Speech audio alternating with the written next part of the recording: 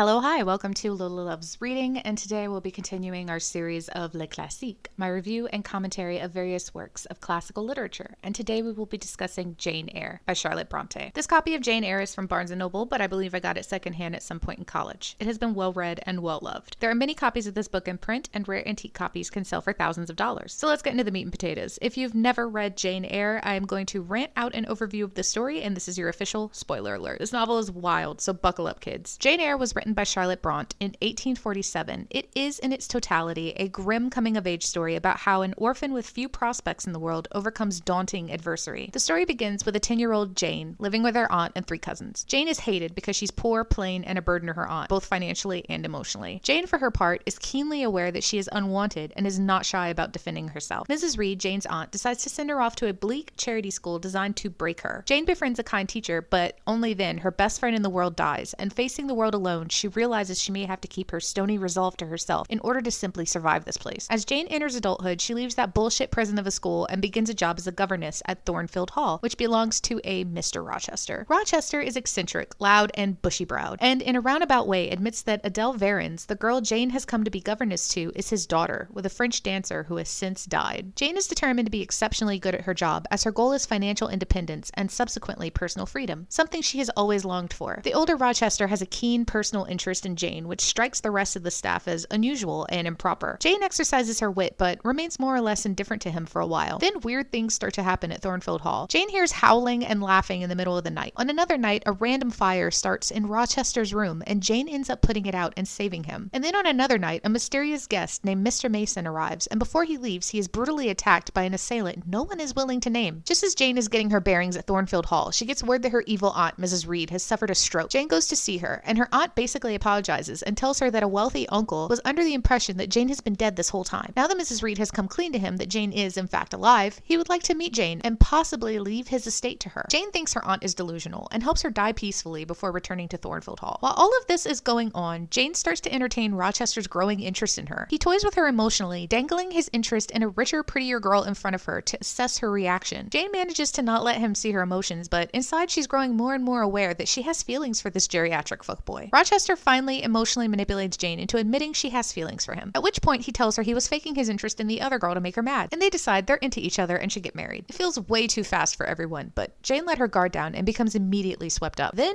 all hell breaks loose. Jane dreams a craggy phantom sneaks into her room and rips her wedding veil in half, but upon waking up discovers it actually happened. Rochester gaslights her into thinking it was a member of his staff who lost her shit. Then Rochester practically drags Jane to the chapel on their wedding day and tries to rush through the ceremony, when we have a reappearance by the mysterious guest from earlier, the Mr. Mason. Mason announces in front of everyone that Rochester can't marry Jane because he is already married to his sister, that is, Mason's sister, who is still living. Not only is she still living, she is severely mentally ill and being held in Rochester's attic at Thornfield. They all go upstairs to the attic and see Bertha Mason, Rochester's wife, and regardless of her severe mental illness, she is justifiably angry and wants to attack everyone and literally burn the whole place down. Keep that in mind for later. Jane is shook, and despite Rochester pleading with her and basically being like, "Oh, we don't have to be married, we could just move to France and forget this ever happened," Jane is like, "Are you kidding me?" and literally runs away, taking practically nothing with her. This last part of the novel is very anticlimactic compared to what we've just been through. Jane does some soul searching, is emotionally wrecked, still in love with Rochester, and more or less destitute. She's taken in by the Rivers siblings, Diana, Mary, and St. John, who give her a little place to stay and a job as a teacher at a country school for girls. In a surprising turn of events, the Rivers discover that they are Jane's cousins. And not only that, but Jane's uncle, the Mr. Eyre from earlier, has left her his entire estate, basically in today's money, $2.5 million. Jane is excited to split this money with her new family because all she's ever wanted was to be in community with other people who enjoy her company. Her cousin St. John proposes marriage to her on the basis of practicality, but she declines because she knows she deserves true love. Now financially independent and full of confidence, Jane decides that what she really wants to do is go back to Thornfield Hall and tell Mr. Rochester that she still loves him. Upon getting back to Thornfield, Jane discovers the great house in ruins. Bertha made good on what she wanted to do and burned the place down, and Rochester is now blind. Jane tells him she'll stay with him, and they'll rebuild Thornfield Hall with her money, and they'll bring Adele back from boarding school, and they'll be a family. The end.